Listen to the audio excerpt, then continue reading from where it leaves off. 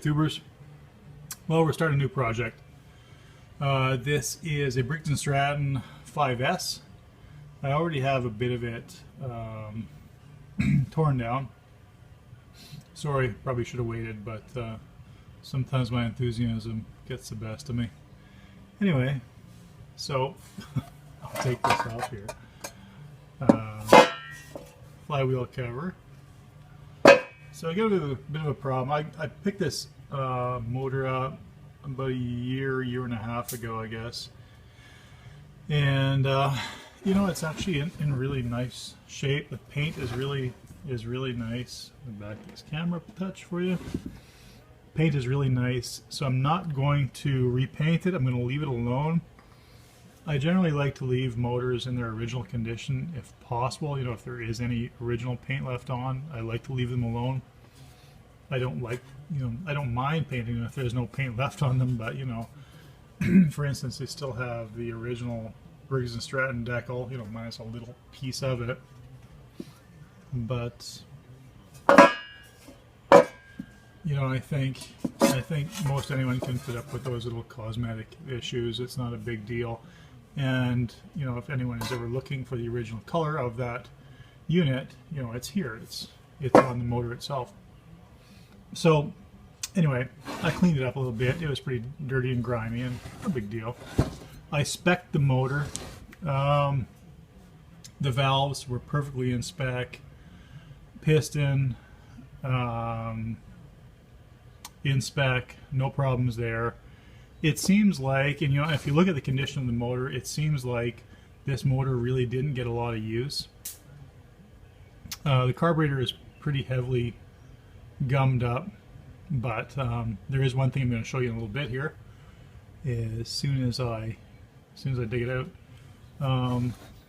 what I did do was, and I do it on all my engines, is I deck the mating surfaces. I take my long, let me just find that here. Take my long, oh, zoom way out. Take my long bar file, and I deck the top of the jug, and I also do the head. I just like a really nice, flush, flat mating surface when I put a gasket on there. I don't like any unevenness. I don't take a lot off. You know, I just kind of clean it up, just take the high points off, and as you can see, it's, you know, there are still some low points, just the little black lines from when they originally milled across there. But yeah. Anyway, I'm fairly happy with that. The valves, took the valves out. The exhaust valve was totally stuck. The intake valve was sticking a bit, not as much as the exhaust. Yeah, like I said, the exhaust was pretty well seized right in there. Just a note, you know, when you're taking these valves out, keep in mind that the keeper, I'm just going to zoom in here a little bit for you, that the keeper,